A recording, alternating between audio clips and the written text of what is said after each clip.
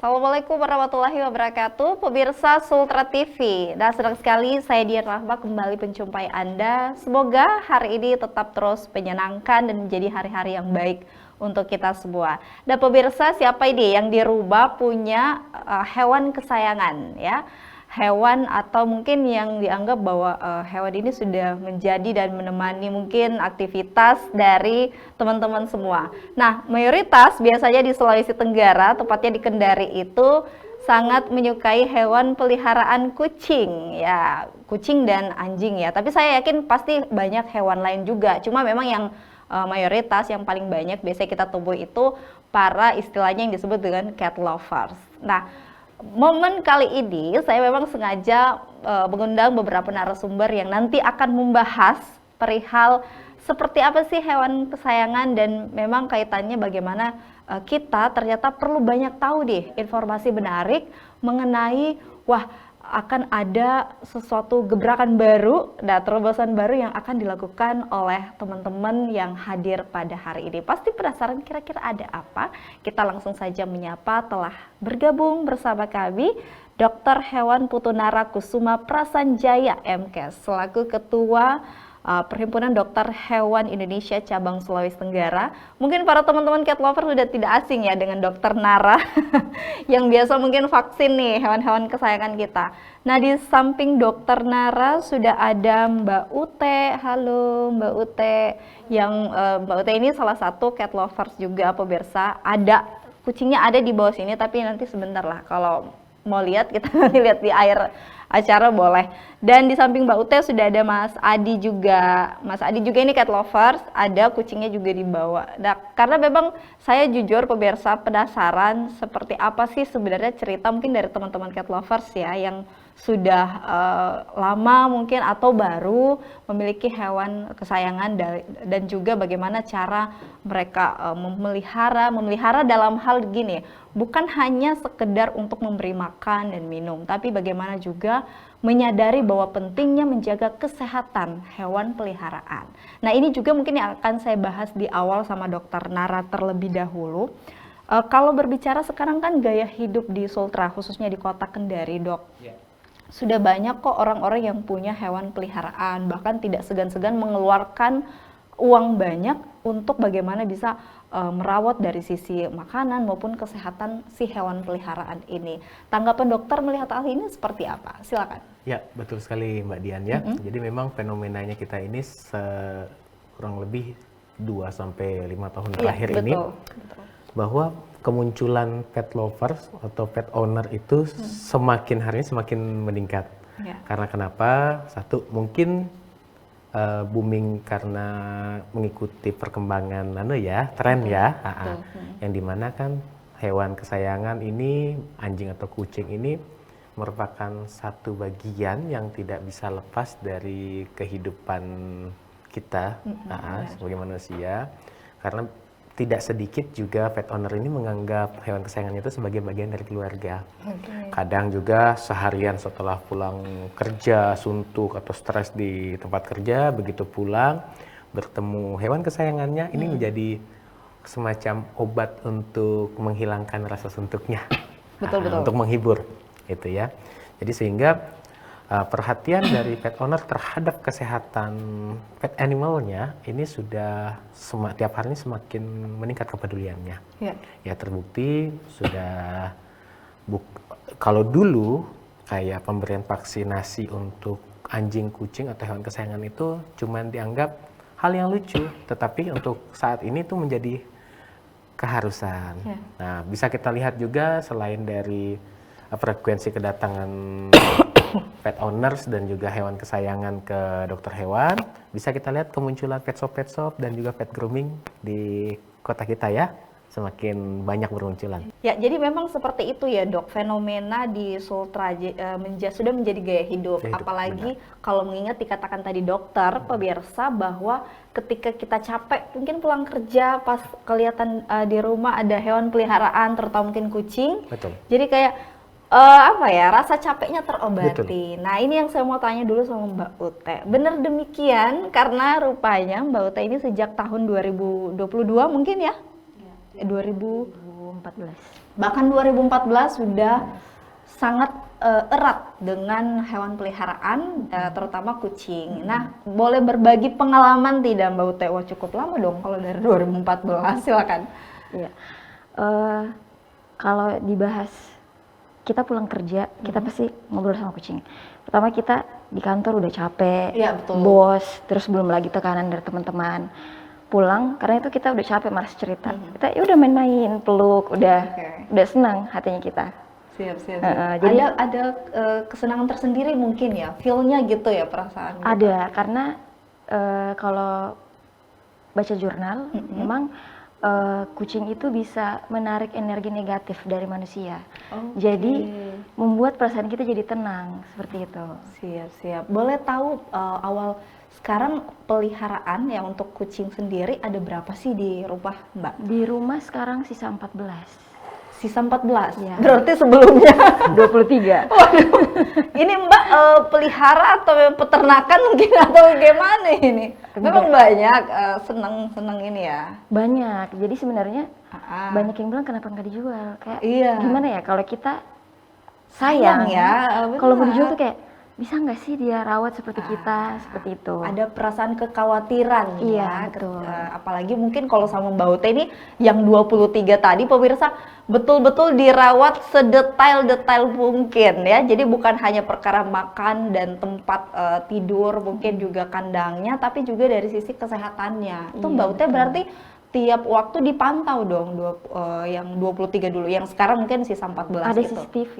Bahkan ada CCTV-nya, Iya. sebegitunya ya. Tapi memang sampai akhirnya menjadi tinggal 14, kenapa? Akhirnya ada yang mengadopsi kah? Atau setelah Mbak Ute berpikir, ya sudah mungkin saya enggak dulu, atau mungkin ada yang bagaimana ini? Sampai akhirnya tinggal 14. Terlalu sibuk karena kerja. Iya. Terus sempat waktu itu karena 23 mungkin keteteran. Di Banyak rumah, sekali loh iya, betul. Di rumah yang ada cuma saya, adik saya dengan Oma. Oma kan sudah tua, jadi mungkin tidak selihai saya dengan adik saya. Terus adik saya juga waktu itu mau ujian, jadi betul-betul kurang diperhatikan kucing. Akhirnya sakit, sudah setelah ada yang mati, mulai siapa yang mau adopt. Gitu. Jadi ada mungkin juga akhirnya semacam menyadarkan Mbak Ute juga bahwa oh ternyata tidak bisa juga nih dipaksakan dengan kondisi bahwa Mbak Ute juga ada kesibukan lain. Betul. Gitu. Jadi sekarang tersisa 14. Tapi ini masih lumayan banyak juga loh. 14 itu masih baru karena baru lahiran. Oh, masih baru. Sebenarnya masih kecil. Sebenarnya yang besar cuma 8, sisanya itu yang baru lahir. Oke, siap. Jadi betul-betul yang kalau yang saya tangkap tadi Mbak Ute dengan telaten ya merawat, pasti kesehatannya nomor 1 dong, karena kita tahu juga itu bisa mempengaruhi ya dok dok Nara ya, kalau nggak diperhatikan juga kesehatannya kan sayang juga pemirsa. Nah saya mungkin ke Mas Adi, kalau Mas Adi sendiri gimana? Kucing ada berapa juga di rumah? Kalau di rumah sisa 3. Sisa 3, awalnya mungkin? Awalnya 6 kayaknya. 6 ya. Iya. Tapi memang sudah sejak lama. Kalau Mbak Ute tadi 2014, Mas Adi di 2019. 2019. Memang alasannya sama kali, karena pas pulang kerja ngelihat kucing itu kayak aduh macam bawaannya atau gimana? Ya mirip seperti itu sih, tapi saya lebih ke breeding. Oke, breeding. Iya. Iya, siap.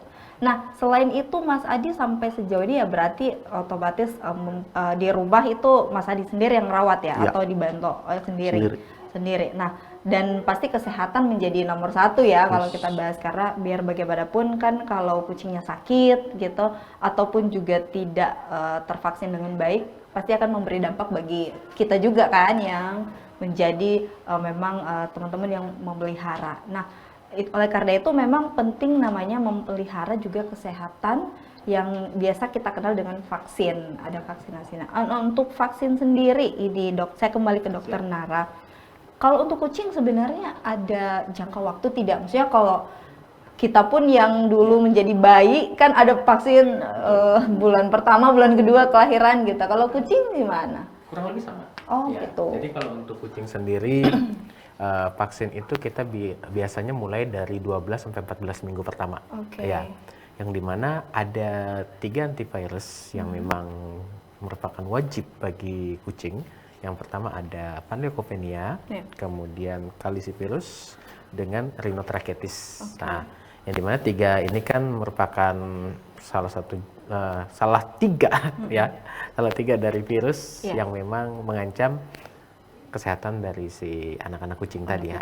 Selain vaksin, pemberian obat cacing itu wajib dilakukan. Ada pemberian obat cacing juga? Pemberian obat cacing sama. Hanya bedanya kalau di kucing itu rentangannya itu 3-6 bulan sekali. Iya, benar. Ya. Karena dari beberapa hasil studi juga, ternyata kasus cacing ini merupakan salah satu juga yang menyebabkan kematian yang cukup tinggi pada kucing. Ya, jadi memang penting juga diperhatikan. Ini mungkin untuk pemirsa di rumah yang sedang punya hewan peliharaan kucing, jangan hanya dipikirkan mungkin makanannya gitu ya dok, pasirnya gitu, tapi juga ingat ada kesehatan yang perlu kalian jaga. Nah, sampai sejauh ini kalau dokter melihat ya di Kota Kendari khususnya, bagaimana dok? Sudah banyak yang sadar tidak para teman-teman cat lovers ini untuk datang memberikan vaksin pada kucing, gimana? Ya, bisa kita katakan 70% sudah mulai menunjukkan kesadarannya ya, terbukti dengan vaksin itu merupakan kewajiban bagi kucing-kucing mereka. Jadi ada saja yang kurang ketika misalnya, oh kucing saya belum divaksin.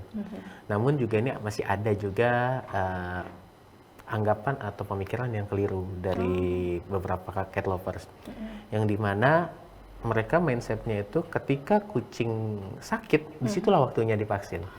Harusnya sebelumnya. Sebenarnya vaksin ini kan tujuannya untuk pencegahan penyakit. Jadi kondisi sehat dia divaksin, jangan pada saat sakit baru minta vaksin. Iya.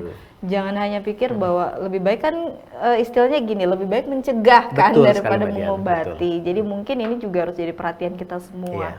Nah, termasuk pasti kalau Mbak Ute berarti rajin terus dong ini vaksin, apalagi kalau bayi-bayinya bayi kucing maksudnya. Baru minggu lalu divaksin. Baru minggu lalu bahkan. Wah, luar biasa ya. Semoga juga ini yang menjadi semacam kesadaran kita lagi yang punya hewan peliharaan, khususnya mungkin kucing di rumah.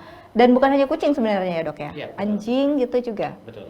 Apalagi kita kan kalau ada yang namanya penyakit zoonosis ya. Penyakit zoonosis. Penyakit zoonosis yang memang kebanyakan adalah penyakit yang ditularkan dari hewan ke manusia atau sebaliknya.